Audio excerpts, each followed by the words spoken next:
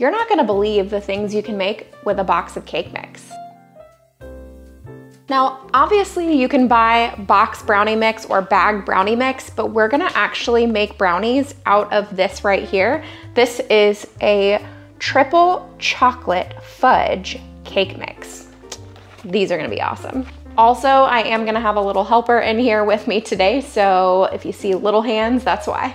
My oven is currently preheating to 350 degrees for this recipe, and we are gonna start by emptying this box cake mix here into this bowl.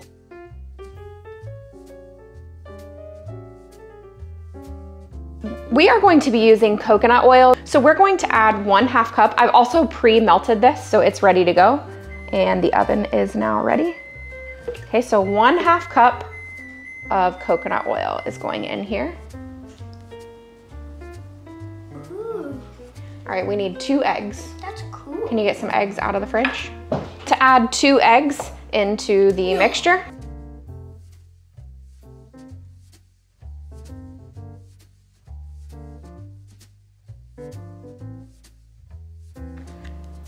Like this. You do this. Yep, just start to incorporate it all together. I'm gonna be using almond extract because I don't have any vanilla extract. And the recipe calls for a tablespoon. Honestly, I feel like that's a bit excessive. Most times they call for a teaspoon. So I'm gonna go closer to like a 1/2 tablespoon on this. Plus almond extract is definitely more potent than vanilla. So a little less I feel like is better.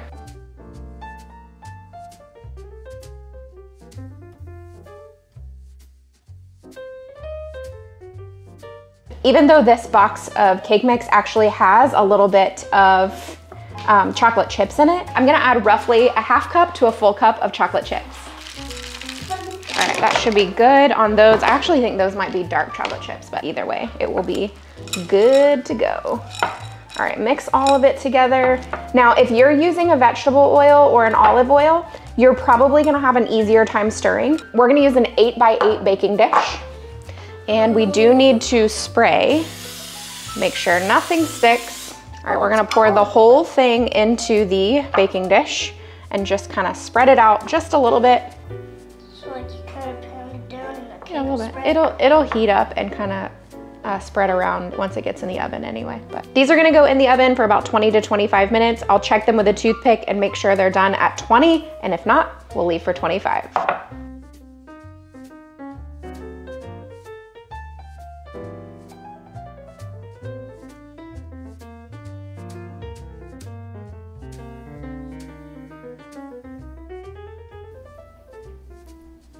Look, these look delicious and so easy to make. All right, I need to know in the comments, are you a brownie middle person or are you a brownie edge person? Because there's definitely 2 different people. The people that want the edges and the people that want the center. I wanna know. Well, let's give this a try. The kids are gonna wanna try it too. So I'm just gonna cut myself a tiny little piece here. I mean, is that tiny though? No. That's pretty good. I'm a fan. I know I have brownie probably all in my teeth as I'm telling you guys this, but they're definitely less dense than a traditional brownie. Not cake-like really, but just less dense. But the flavor is totally on point. I actually prefer almond extract over vanilla extract, so I love that. But if you're not a fan of almond, I know I have a couple of friends who aren't a fan of almond extract, just use that regular vanilla and you'll be good to go. But these are good, y'all. We are going to take this yellow box of cake mix and make a pumpkin honey bun cake. Y'all remember honey buns as a kid, right? Let's turn this into a pumpkin cake. My oven is currently preheated to 350 degrees.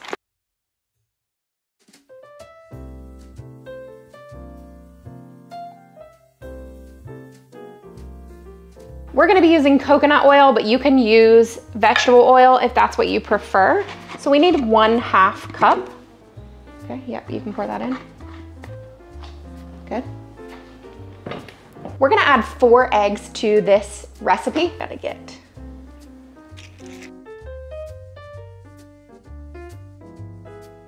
All right, let's start to combine just a little bit. We need to add a 1/2 cup of sour cream, but if you guys have been here for a while, you know that we use Greek yogurt in place of sour cream, so we are going to do that today as well. We have 1 can of pumpkin here. We're gonna add about 3/4 of the can, and the rest of it we'll save for the puppadoo, because she loves canned pumpkin. And we also need to add some pumpkin pie spice. This is 2.5 teaspoons. All right, let's start mixing this together. You should definitely feel free to beat this with an electric mixer if you need to or want to.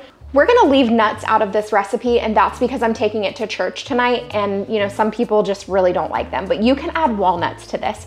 In this glass bowl right here, I am going to do 3/4 cup of brown sugar, and if you were gonna do nuts, you would wanna put about a 1/2 cup of walnuts of brown sugar. We actually don't need this bowl because we're not combining it with the walnuts.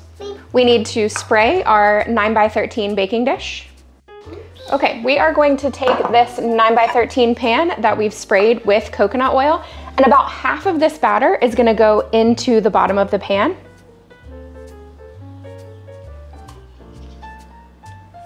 Okay, now we're going to use the brown sugar to spread over the top of this layer here. And like I said, if you had walnuts in there, you would wanna do that on this layer. Sprinkle, so watch, let me show you.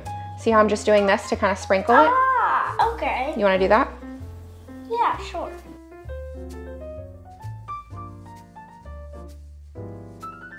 Now we're gonna add the rest of the cake mix onto the top. Ooh, layer cake. Mm-hmm.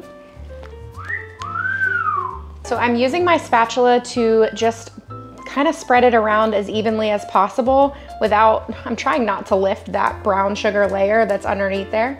Whenever I make a cake, I like to just take a paper towel and clean up the edges right around just a little bit, because otherwise whatever's on the edges burns, and I just don't think it looks as pretty. This is going in my 350-degree oven for 35 to 40 minutes. Now to make the icing that's gonna go on the top, I'm gonna go ahead and make it while that's in the oven. You're going to use 1 cup of powdered sugar. So I have probably right around a cup left in this container here. We need 2 tablespoons of milk. And we have almond extract instead of vanilla. We're going to use 1 teaspoon, okay? I like to just whisk this together with a fork. It'll come together really easily. And then this is ready to pour all over the cake once it comes out of the oven. You actually wanna pour this on when the cake is hot. So I know a lot of icings, you do not want to do that. You wanna wait until the oven, or until the cake is nice and cool, but not in this case. All right, we're gonna take that icing that we made and just drizzle all over the top.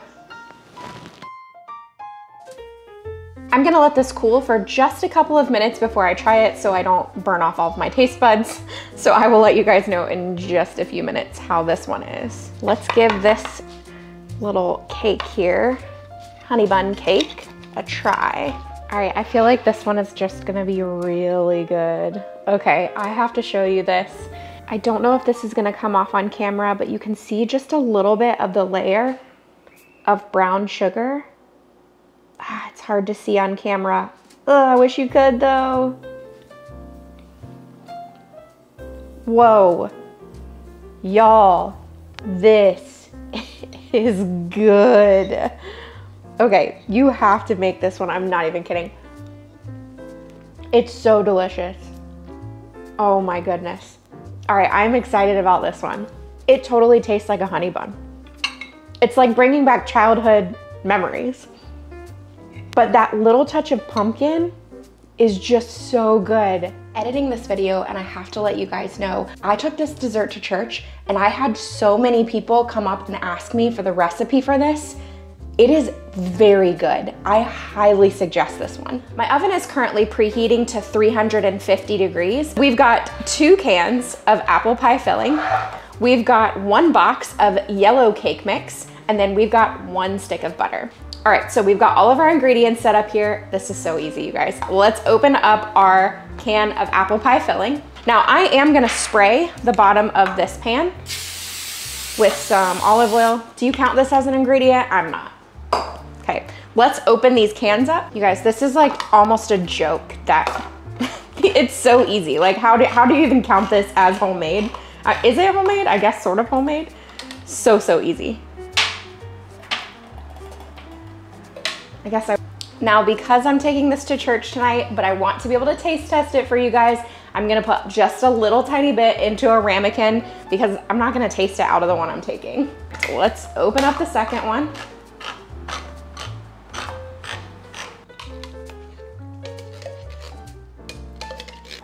All right, let's just take a couple of these and put them into the ramekin just so I can make a little mini version.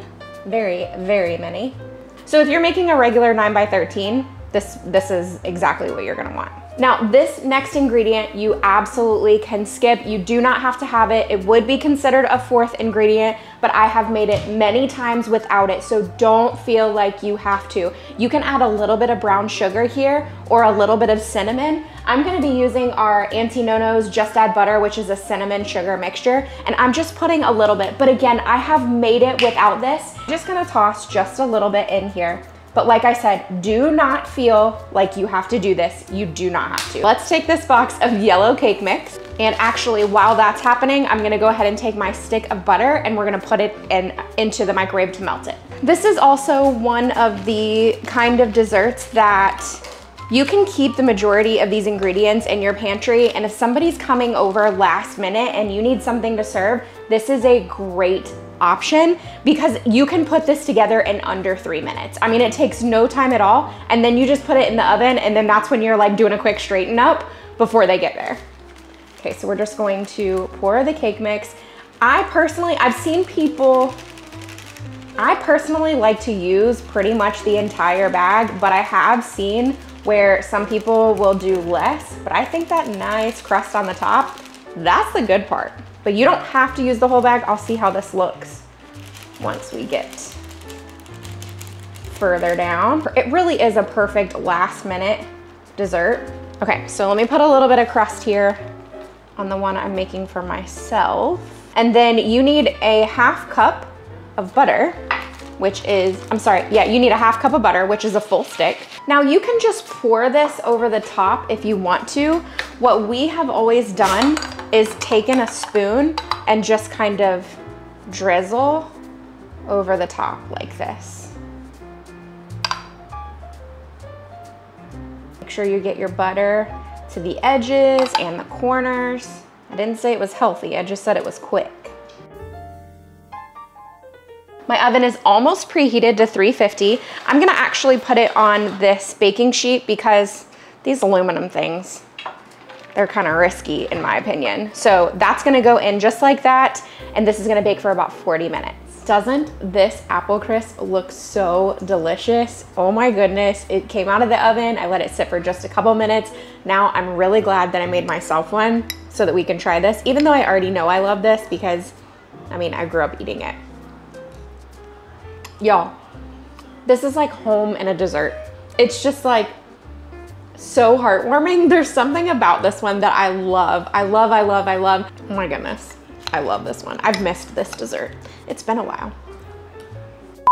We're gonna start by emptying this box of cake mix into this bowl. Now I'm gonna let this cool. I'm gonna let this cool for a couple of minutes. Our verse today comes from Psalm 43:5. Why are you cast down, O my soul? And why are you disquieted with me? Hope in God, for I shall yet praise him, for the help of his countenance. If you want to see more incredibly easy desserts, check out the playlist above. Hope you're having a great week.